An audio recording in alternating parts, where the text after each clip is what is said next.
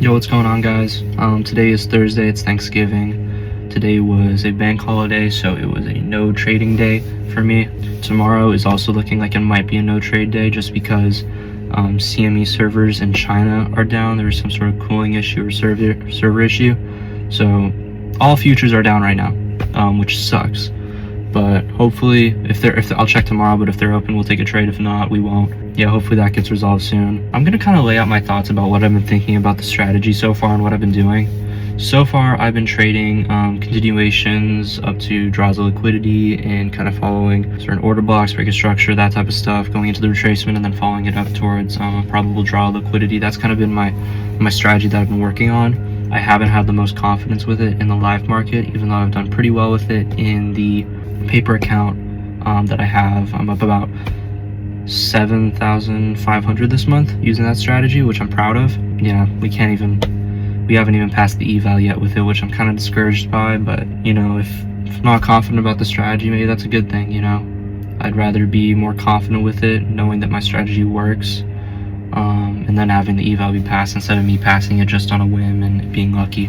So I'm grateful for that, I guess. You always got to find the things you're thankful for in all this. It's all a learning process, and if you're not happy on the process there of getting where you want to be, you won't enjoy it there either. You have to really have a passion for it and really enjoy that you're learning and taking all this stuff in. So I'm happy about that.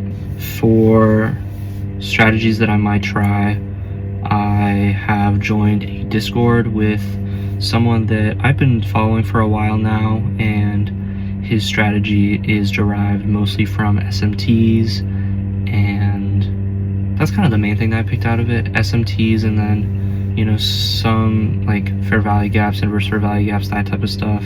I've been looking at his model and I like it. It's a higher risk reward, and it also has a really good win rate. It seems to be consistent just day to day in the markets. It's just, from what I've backtested today using that strategy, it's really hard for me to just find where the entries are and what I'm looking for in the market on what time frame and stuff. Even though it's laid out pretty simple, I think it's just going to take time to adapt to it. So I have the Discord for a month. I think I'm going to stick to it for a month, just lock in on this one and see how well I do with it, and then if not, I'll come back to the continuation model that I was doing. Pretty sure that if I go with this other model, the one with the SMTs, that I'm gonna also switch my prop firm that I use. I think I might do that in general, but I've been hearing bad things about Apex and how they don't pay out and how it's really hard with the consistency rules. So I think I might pivot to either Alpha Futures or My Funded Futures. I'm leaning towards My Funded Futures just because you could pass it in 2 days with the eval. There's no consistency rule. You could have up to 5 accounts. The only thing is, after 5 payouts, they move you to a live account.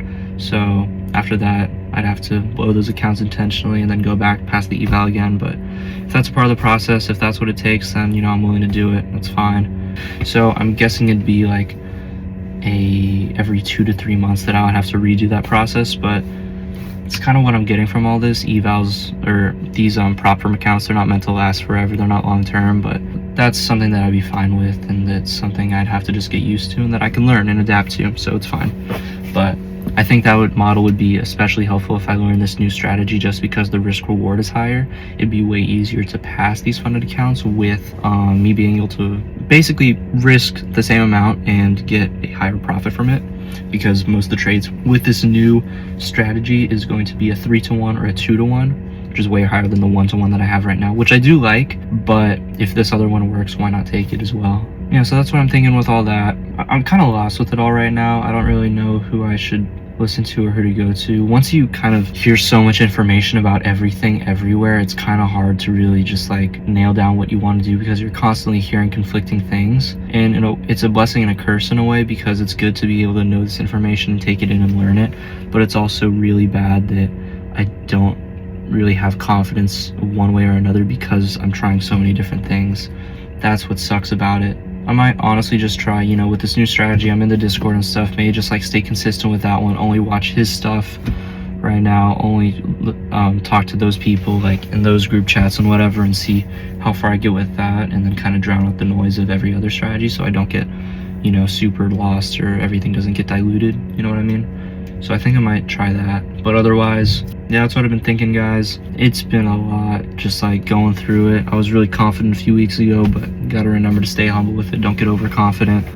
I want to make it happen so bad where I get my first payout this year, and I'm willing to work so hard for that. And if I'm able to get a strategy that will make that happen on a different funded account or whatever, I will be so happy that it worked, and it will give me so much of a push to keep moving forward, to keep pushing, to keep learning, and to really hone in on my craft. It's obviously up to God, and I'm gotta give it to him, but I also need to continue to do my part, put the work in, don't get distracted, just lock in and really dedicate myself to this, because I really do care about being successful in this and really being good at this, not just copying somebody else, but learning the skill and being able to apply it and know what I'm doing in the future. So I know if I dedicate myself and continue to dedicate myself, I'll get there, but I just got to continue to put God first. He's gonna take me where he wants me to be, and I have to go with that. But I know he's given me